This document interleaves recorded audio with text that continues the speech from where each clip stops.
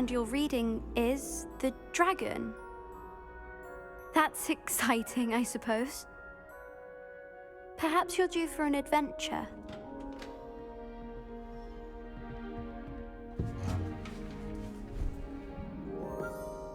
Ladies, Professor Shah. astronomy is not divination. You won't find the mysteries of the cosmos charted out on your palms or at the bottom of your teacups. Alas, the heavens remain hazy to the starry-eyed. Now, if you were to devote yourselves to persistent and painstaking observation, you just might catch a glimpse. With that in mind, please take your telescopes. Tonight we will be on the observation deck.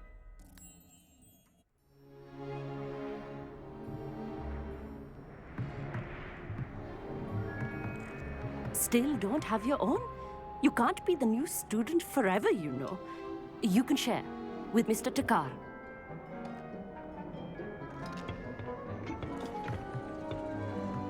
Here, I can adjust that for you. No, bring it into focus on your own.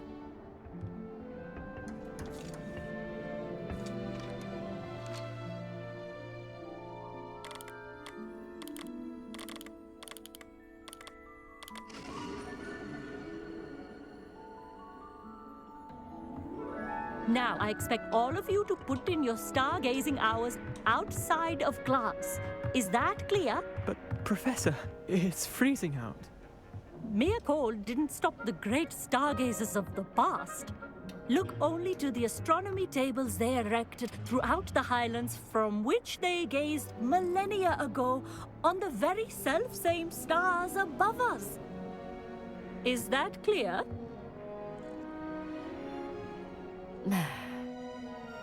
Dismissed.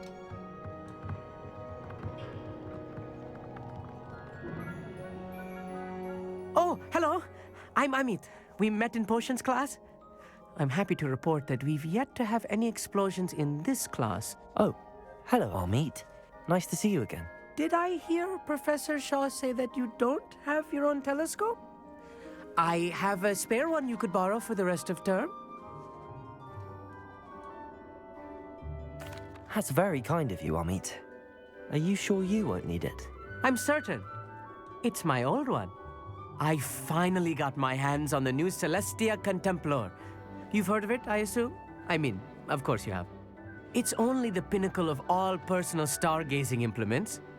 But my old model's not too shabby either.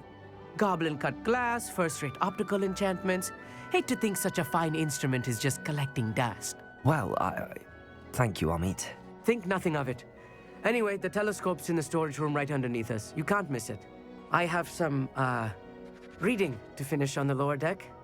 Come find me there afterwards, and bring the telescope. There's something I want to talk to you about.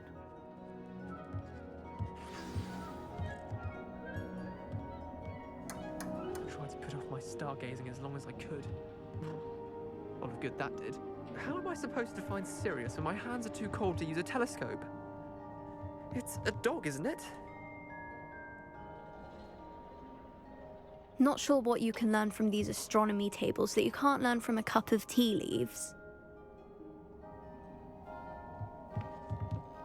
The constellations are beautiful.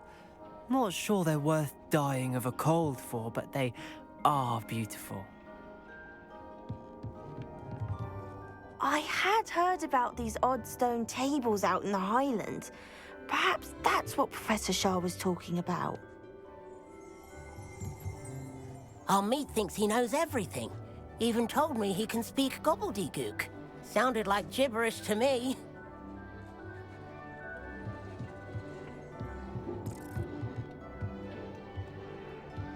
Tried to put off my stargazing as long as I could. A lot of good that did. How am I supposed to find Sirius when my hands are too cold to use a telescope? It's a dog, isn't it?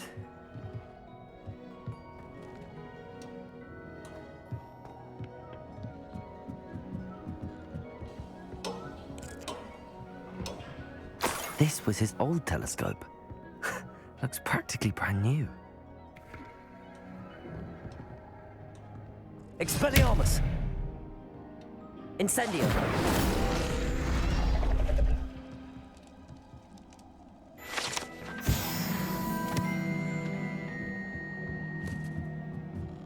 A pristine night for stargazing. Do not let it be wasted.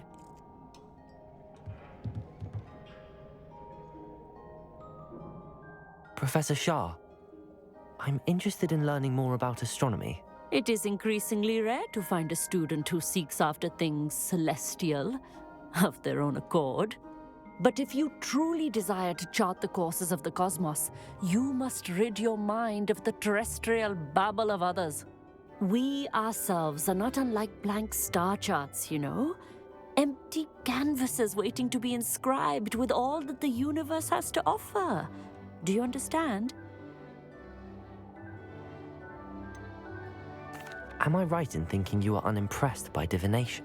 Of the many other so-called disciplines taught here, divination is perhaps the most feeble, especially in its nonsensical practice of astrology. Do not confuse astronomy and astrology. One is concerned with mysteries stellar and lunar, the other is mere lunacy. You mentioned astronomy tables earlier in class. What were you talking about? Long ago, devotees of the astral arts set up stone slabs across the countryside. They are ideal for studying constellations near and far. For centuries, wizards made use of these astronomy tables for stargazing. Sadly, they have since become mere monuments to the intrepid intellectual pursuits of a bygone epoch. Thank you, Professor. I look forward to stargazing. I am glad to hear it. Should be a stellar night for it.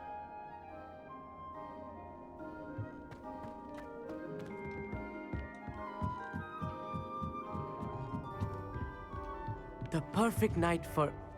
Oh, hello again. I have the telescope. It's nicer than I'd expected. I would not offer a prospective stargazer a third-rate lunoscope.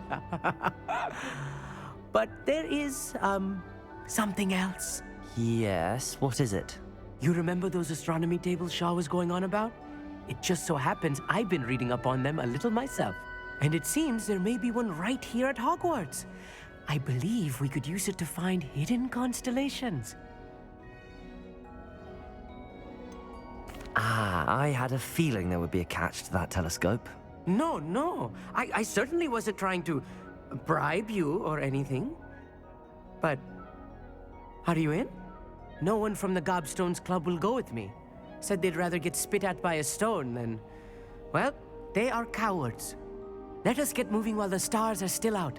I'll show you how to use that telescope once we get there. I promise. No need to convince me. Let's get going. Brilliant. You won't regret it. Shall we?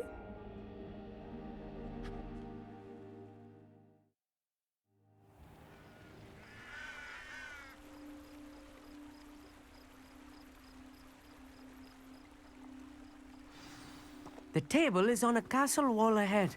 Look for a stone platform, something that doesn't quite belong. We'll know it when we see it.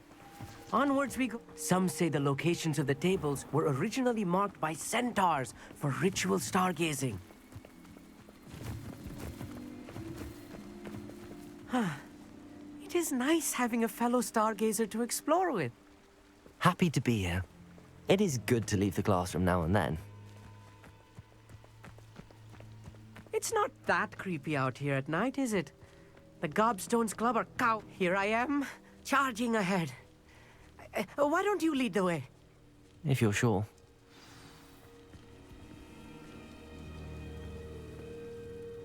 Amit, could I ask you something? Oh, certainly. Where precisely is the table we're looking for? According to an old astronomer's chronicle I found in the library, it may be somewhere along the castle wall. Why are you so fascinated with stars? I suppose because there is so much to learn about them. I mean, there is plenty to learn about a lot of subjects, but astronomy seems limitless. Always something new being discovered. They are forever discovering new moons and stars. In fact, they discovered a new planet just 50 years ago. Actually, that's all I wanted to know. Oh, very well then.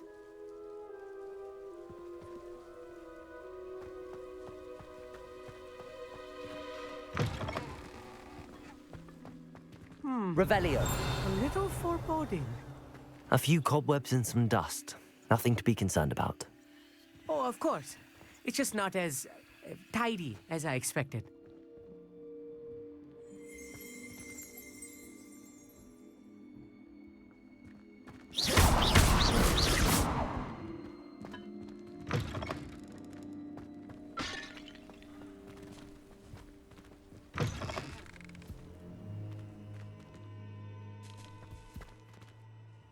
Incendio!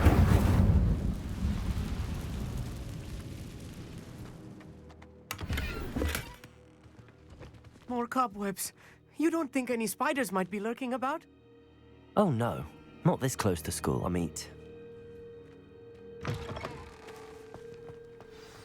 Look, there's a table.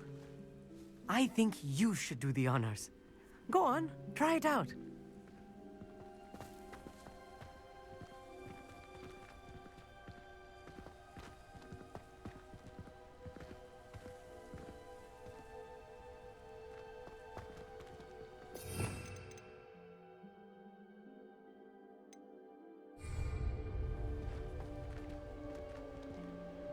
Revelio.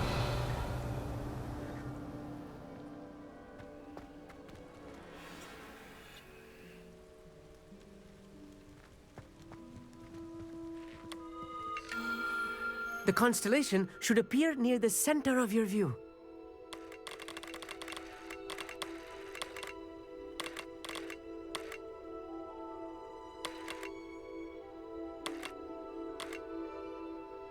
As soon as you've lined up the telescope, we will be able to fill out our star chart.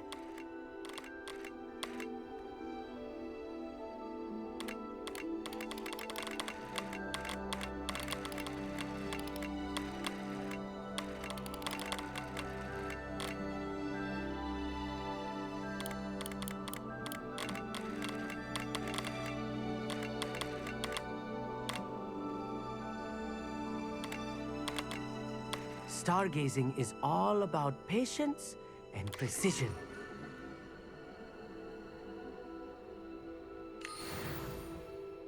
I was right about the tables. They really are gateways to the far stars, just as the book said. And your contribution was invaluable. Rest assured, you shall be credited in my memoirs one day. Whatever you say, Amit. Whatever you say. Oh, you wait. You are going to be quoted saying just that. This is only the beginning. You will find more tables like this one throughout the grounds and forest, all beckoning to be discovered by a worthy astronomer. And if I have ever seen one, it's you. Oh, and about my old telescope, don't bother returning it. You should keep it. That's quite generous. Thank you. You are welcome. It has goblin-cut glass and a gobbledygook inscription. I'm practically fluent in gobbledygook, you know. It's all in the throat, really, gobbledygook, you know, and how you pronounce your R's. Anyway, glad our adventure was a success. I will see you soon.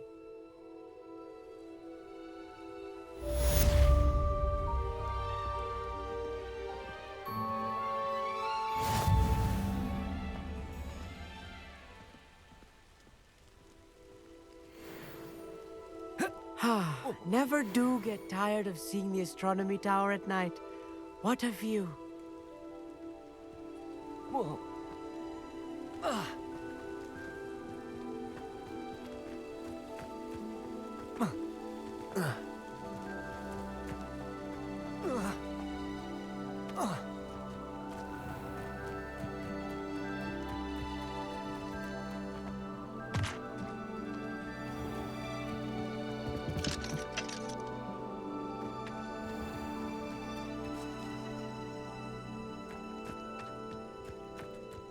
Handy resource indeed, your field guide. I'm most pleased to be included.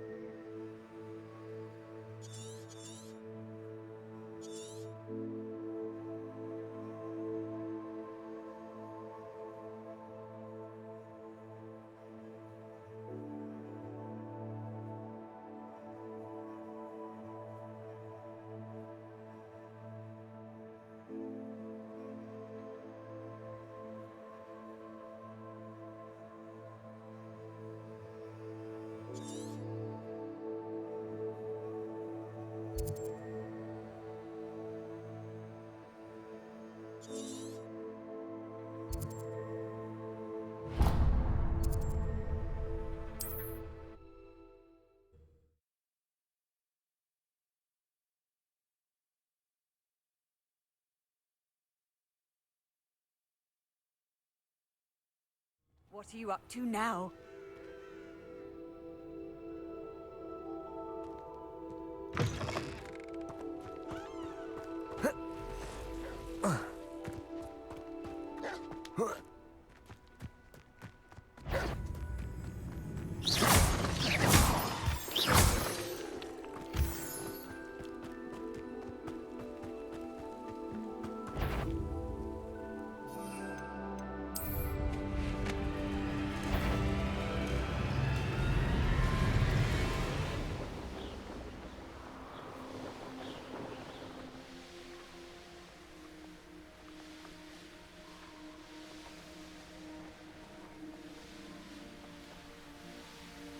I know a Merlin trial when I see one. Not sure how I'd fare in a little place like this.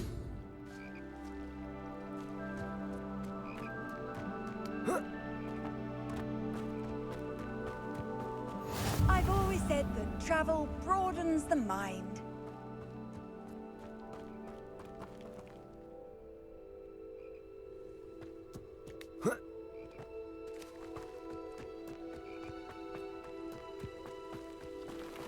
Mine now, demi-guys.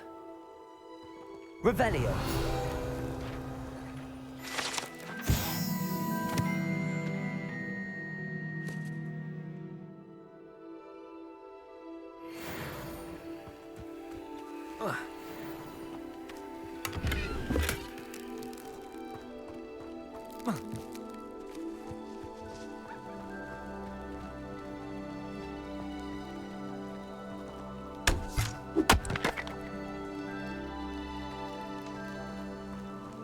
I'd be terribly grateful if you could help me and my friend with a time-sensitive delivery.